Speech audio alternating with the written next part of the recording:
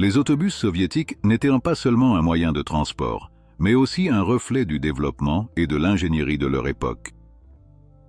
Depuis les premiers modèles rudimentaires des années 1920 jusqu'aux designs élégants et avancés des décennies suivantes, ces véhicules ont marqué la vie quotidienne en Union soviétique. Mais au-delà de leur fonctionnalité, certains autobus se ressemblent plus ou moins. Ils se distinguaient par leur esthétique, avec des designs aérodynamiques, modernes et saisissants. Aujourd'hui, nous allons explorer certains des modèles soviétiques les plus élégants et les plus beaux qui ont défini une époque. 10. CIS-16. L'élégance en temps de guerre. En 1938, l'usine automobile de Moscou a lancé le CIS-16, un bus urbain construit sur la base du camion CIS-5. Sa structure combinait un châssis en bois avec un revêtement métallique, ce qui lui conférait une apparence à la fois robuste et raffinée. Sous le capot, il était équipé d'un moteur à essence CIS-1 de 5,6 litres, développant 84 chevaux, accompagné d'une boîte mécanique à 4 vitesses. À l'intérieur, il offrait 27 sièges et une capacité allant jusqu'à 34 passagers, bien que son design aérodynamique le faisait se démarquer dans les rues de Moscou. La guerre a changé son destin. Pendant la Grande Guerre patriotique, de nombreux CIS-16 ont été adaptés pour transporter des blessés ou équipés de générateurs à gaz afin de pallier la pénurie de carburant. Après la guerre, certains ont été reconstruits sur des châssis de CIS-150, prolongeant son service jusqu'au milieu des années 1950. Malgré son importance historique, aucun spécimen original n'a survécu jusqu'à ce jour. Start, le minibus futuriste. En 1963, la base de réparation automobile de Severodonetsk. Il a donné vie au Start, un minibus au design si avant-gardiste qu'il semblait tout droit sorti d'un film de science-fiction. Sa carrosserie en fibre de verre était montée sur un châssis à gaz. 21. Il abritait un moteur de 2,4 litres développant 75 chevaux ainsi qu'une transmission manuelle à 3 vitesses. Mais ce qui a vraiment rendu ce départ spécial, c'était son intérieur. Avec une capacité de 10 passagers, il offrait un luxe inhabituel. À l'époque, il disposait d'un lavabo, d'une armoire pour la vaisselle et même d'une table multifonctionnelle qui servait aussi de capot moteur. Son design extérieur, avec une partie arrière descendante semblable à celle d'une berline, lui donnait l'apparence d'un véhicule de luxe plutôt que celle d'un minibus. Il n'est donc pas surprenant que certains studios de cinéma soviétiques, comme Mosfilm, l'aient utilisé dans leur production. En fait, le Start apparaît dans la scène finale du film emblématique La prisonnière du Caucase. Malgré son caractère innovant, seulement environ 150 unités ont été produites jusqu'en 1970, ce qui en fait une véritable rareté. 8. LAZ 697. Touriste, le bus de luxe, un véhicule exceptionnel et très confortable. Conçu pour les voyages interurbains et les excursions, le LAZ 687 Touriste a commencé sa production en 1959 à l'usine de bus de Lviv. Sa structure était constituée d'une base de tubes rectangulaires qui lui conférait de la rigidité avec le moteur situé à l'arrière. Initialement, il était équipé d'un moteur à essence ZIL 158 de 109 chevaux, mais en 1961, il a été mis à jour avec un puissant V8 ZIL 130 de 150 chevaux. L'intérieur était un véritable luxe pour son époque. Ses 34 sièges étaient équipés de lampes de lecture, de cendriers et de grilles pour ranger les journaux. Au plafond, une trappe avec un panneau souple permettait la ventilation. De plus, il disposait d'un chauffage, d'un système de refroidissement avec humidificateur et d'une radio avec microphone, idéal pour les guides touristiques. Sa suspension à lame avec ressort correcteur supplémentaire garantissait un trajet en douceur, quelle que soit la charge. Visuellement, le LAZ 697 était un véritable bijou. Ses formes arrondies et ses grandes fenêtres cintrées lui confèrent un aspect moderne et élégant. En 1958, son design fut récompensé par une médaille d'or et un diplôme honorifique à l'Exposition internationale de Bruxelles. La production de la série interurbaine 697 s'est poursuivie jusqu'en 1982, date à laquelle elle a été remplacée par la famille LAZ 699. Le ZIL 118 Junost n'était pas un bus ordinaire. Conçu en 1963 par l'usine ZIL en l'honneur de Likachev, ce modèle était réservé aux plus hauts échelons du gouvernement soviétique. Il ne servait pas seulement au transport des délégations officielles, mais fut également utilisé comme base pour des ambulances de luxe destinées aux hauts fonctionnaires. Dès sa conception, le ZIL 118 a été pensé pour se démarquer. Sa carrosserie autoporteuse entièrement métallique était renforcée par un sous-châssis avant relié à la structure principale par des longerons, ce qui lui conférait une solidité incomparable. Sur le plan mécanique, il intégrait des composants de la luxueuse limousine ZIL 111, tandis que son cœur mécanique provenait du robuste camion ZIL 130. Un moteur V8 de 6 litres développant 150 chevaux, couplé à une transmission automatique à 2 vitesses. Pour améliorer sa maniabilité, il a été équipé d'une direction assistée, d'une suspension avant indépendante à ressort et d'une suspension arrière à lame, garantissant une conduite stable et confortable. Ces caractéristiques lui permettaient d'atteindre une vitesse maximale de 120 km/h, bien que selon les conducteurs d'essai, il pouvait dépasser les 140 km/h sans problème. Tout cela, combiné à un design élégant et véritablement distinctif, signé par les talentueux Eric Szabó et Alexander Olchanetsky, en faisait une œuvre d'art roulante, une véritable et magnifique sculpture sur roue qui captivait tous les regards. L'intérieur du ZIL 118 reflétait son statut de véhicule de luxe. Ses sièges spacieux, conçus pour un confort maximal, étaient accompagnés de détails tels qu'un éclairage individuel, des cendriers et des porte-manteaux. L'isolation acoustique était de premier ordre, tandis que le système de ventilation et de chauffage maintenait une atmosphère confortable quelles que soient les conditions climatiques. Le Junost n'a pas seulement impressionné en Union soviétique. En 1967, lors de la Semaine internationale de l'autobus, ce minibus soviétique a raflé 12 prix, surpassant tous ses concurrents internationaux. Son prestige grandit à tel point qu'en avril 1970, Henry Ford II visita l'usine ZIL et exprima son intérêt pour acquérir la licence de production pour le marché américain. Cependant, la proposition fut rejetée. Malgré son excellence, le ZIL 118 n'atteignit jamais la production de masse. Seules une centaine d'unités furent fabriquées et, parmi les versions les plus emblématiques de la première série, seules quelques dizaines. Aujourd'hui, il ne subsiste que 4 exemplaires, devenus de véritables joyaux de l'histoire automobile. Sexe, paix, luxe touristique. Le bus soviétique qui a ébloui la France. Le Pass Tourist Luxe a marqué une étape importante dans l'histoire des transports soviétiques. Conçu en 1970 par l'usine de bus Pavlovo, PAZ.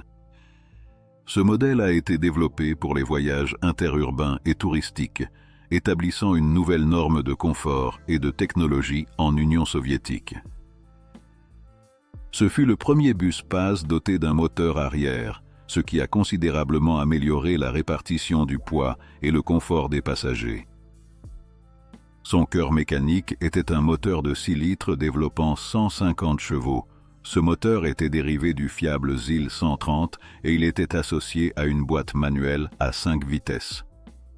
La conception du Pass Tourist Luxe a été confiée à l'ingénieur Mark Vassilievitch Demidov. Avec ses 8,5 mètres de long et sa couleur blanche éclatante, son apparence évoquait la modernité et la sophistication. Son intérieur a été conçu pour le confort. 24 sièges réglables, un éclairage individuel, une ventilation forcée au plafond et de grandes fenêtres panoramiques et incurvées, offrant des vues spectaculaires. Derrière le compartiment passager, ce bus offrait des luxes inhabituels pour l'époque, tels qu'un mini-bar, un lavabo et une armoire pour manteau. De plus, le compartiment à bagages pouvait être accessible aussi bien de l'extérieur que de l'intérieur. Le pass touriste luxe a été présenté à l'international à Nice, en France, où il a tellement impressionné qu'il a reçu le Grand Prix du président de la République française. Bien que des modifications et des améliorations aient été prévues, il n'a malheureusement jamais été produit en série. Icarus 55 Luxe. La fusée des routes soviétiques, un véhicule. S'il y a eu un autocar interurbain qui a marqué l'Union soviétique, c'est bien l'Icarus 55 Luxe. Fabriqué en Hongrie depuis 1953, ce modèle est devenu une pièce maîtresse du transport soviétique, bien qu'il ne soit pas de fabrication nationale. L'Icarus 55 se distinguait par son design aérodynamique de type monocoque. Son compartiment moteur caractéristique dépassait à l'arrière et abritait un moteur diesel hongrois C-Zeppel à 6 cylindres de 8,3 litres de cylindrée et 170 chevaux, couplé à une boîte de vitesse manuelle à 5 rapports. Équipé d'une direction assistée et d'une suspension à lame avec amortisseurs hydrauliques télescopiques, il offrait une conduite stable et confortable. Sa capacité de 45 passagers, disposée dans un style similaire à celui des avions, le faisait se démarquer sur les lignes longue distance. Dès son lancement, le design de l'Icarus 55 a été salué comme futuriste et avant-gardiste. On le surnommait satellite, fusée et aspirateur en raison de sa silhouette aérodynamique.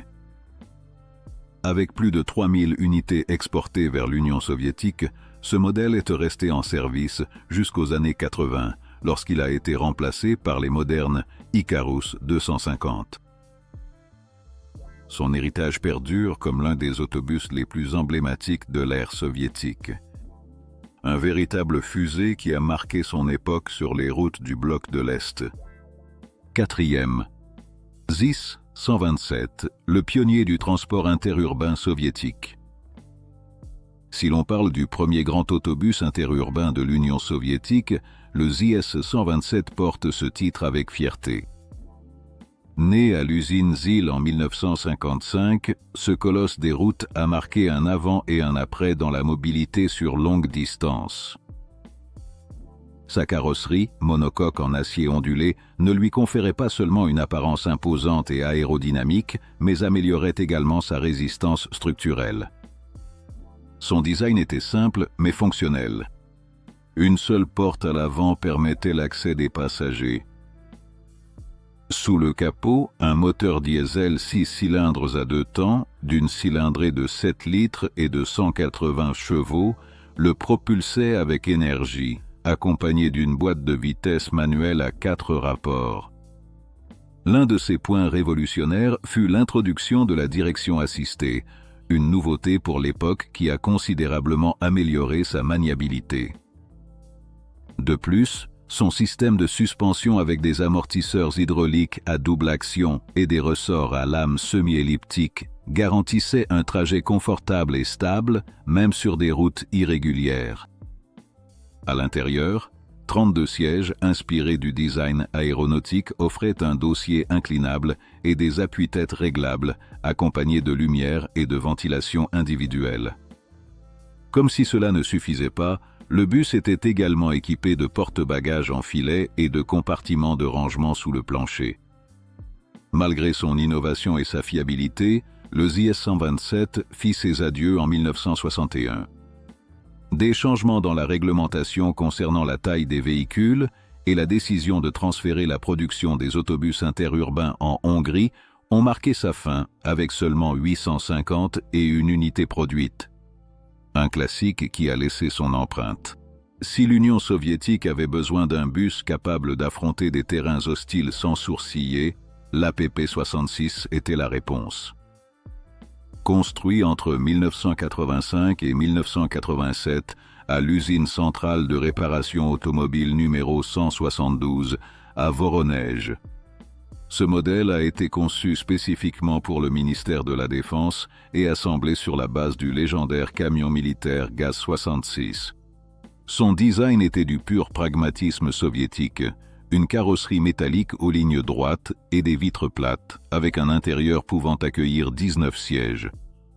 Côté mécanique, il ne s'éloignait pas beaucoup de son frère, le camion.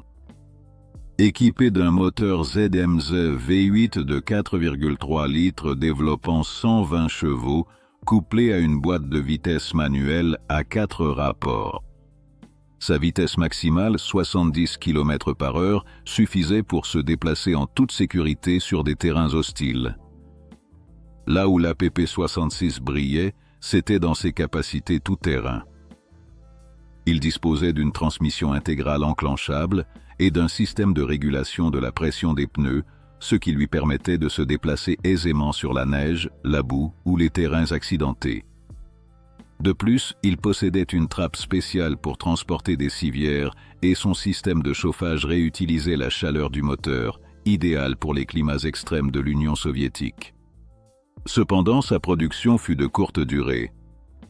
Seules 800 unités furent fabriquées en 2 ans avant d'être remplacées par des autobus de type fourgonnette basés sur le même châssis. Néanmoins, son héritage au sein de l'armée est resté gravé comme un véhicule fiable et robuste. KB 4959. L'autobus qui est né d'une demande spéciale. Ce n'est pas tous les jours qu'un dirigeant politique demande un autobus sur mesure, mais c'est exactement ce qui s'est passé avec le KAB 4959. En 1985, le premier secrétaire du Kirghizistan, Tourdakun Usubaliev, a sollicité le développement d'un nouveau modèle pour améliorer le transport dans son pays. C'est ainsi qu'est né cet autobus unique de type fourgonnette basé sur le châssis long du ZIL 130G80. Le problème à résoudre était clair. Les transporteurs kirghizes étaient insatisfaits des performances et du système de freinage du KAB 685, le modèle prédominant à l'époque. La solution a été pragmatique. Adapter le module passager du KAB 491 avec un minimum de modifications, créant ainsi un nouveau véhicule doté d'une meilleure stabilité et d'une plus grande capacité de charge. Les essais du KAB 4959 ont été réalisés à la base d'autobus d'Uzgen, au sein de l'entreprise publique de transport du Kirghizistan. Les résultats étant satisfaisants, la fabrication a été autorisée à l'usine de réparation automobile de Tokmak. Un autobus né de la nécessité et perfectionné pour le quotidien des routes kirghizes. Nami 159. Une vision en avance sur son temps. S'il existait un autobus soviétique qui semblait venir du futur, c'était bien le Nami 159. Conçu en 1969 et construit en 1974, ce prototype regorgeait d'innovations qui, si elles avaient abouti, auraient changé le transport urbain à jamais. Propulsé par un moteur ZIL 375 de 180 chevaux et une transmission automatique hydromécanique, son système de direction était une rareté. 2 essieux avant-directeurs et une 3e roue placée plus en avant que d'habitude. Sa carrosserie, basée sur celle du LAZ 696, comportait 3 portes à 4 panneaux chacune, avec une structure en profilé tubulaire rectangulaire et un revêtement extérieur en aluminium. Mais le joyau de la couronne était sa cabine de conducteur surélevée au 2e niveau. Pour y accéder, une rampe rabattable a été conçue sur le côté gauche, avec une plateforme et une rampe qui se repliaient contre la carrosserie lorsqu'elle n'était pas utilisée. Il disposait également d'une prise de force pour installer une plateforme élévatrice pour fauteuil roulant, une innovation très en avance sur son temps. Bien que plusieurs de ces innovations aient été brevetées, le Nami 159 n'est jamais entré en production et son unique prototype a fini abandonné dans une casse. Un rêve technologique qui, malheureusement, ne s'est jamais réalisé. Lequel de ces autobus soviétiques te semble le plus impressionnant? Laisse-nous ton avis dans les commentaires. Si tu as aimé et que tu es passionné par l'univers des camions, celui-ci va sûrement te plaire. Et n'oublie pas de liker et de t'abonner pour ne rater aucune vidéo sur ces géants de la route.